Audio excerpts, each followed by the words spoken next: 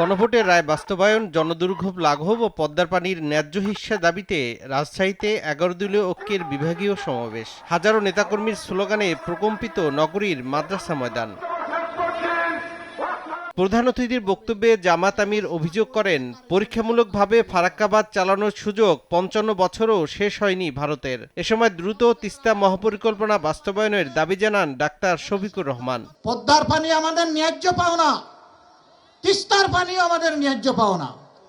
সারা বাংলাদেশে যে ১৫৪টা অভিন্ন নদী আছে সবগুলোই আজকে মৃতপ্রায় হয়ে গিয়েছে। খালের পানির উৎস হচ্ছে নদী। নদী যদি ঠিক মতো না চলে তাইলে খালের পানি আসবে কোত্থেকে?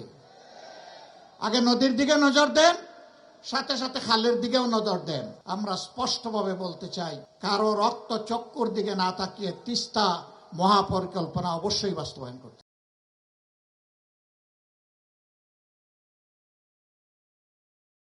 বিএনপি স্বৈরাচারী আওয়ামী লীগের পথে হাঁটছে বলে অভিযোগ করেন তিনি। জনরায় বাস্তবায়ন না করলে তাদের পরিণতি ভোগ করতে হবে বলেও সতর্ক করেন তিনি।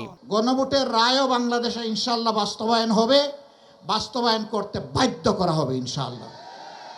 গণভোটের রায় যদি বাস্তবায়ন হয় তাহলে দেশে সুশাসনের পথ সুগম হবে, না হয় অতীতের চাইতে ভয়াবহ স্বৈরশাসন জাতির গাড়ি চেপে বসবে। সমাবেশে ১১ দলীয় ঐক্যের জাতীয় ও স্থানীয় নেতারা এবং বিরোধী দলের সংসদ সদস্যরা বক্তব্য রাখেন। তৌফিক মাহমুদ, সময় সংবাদ।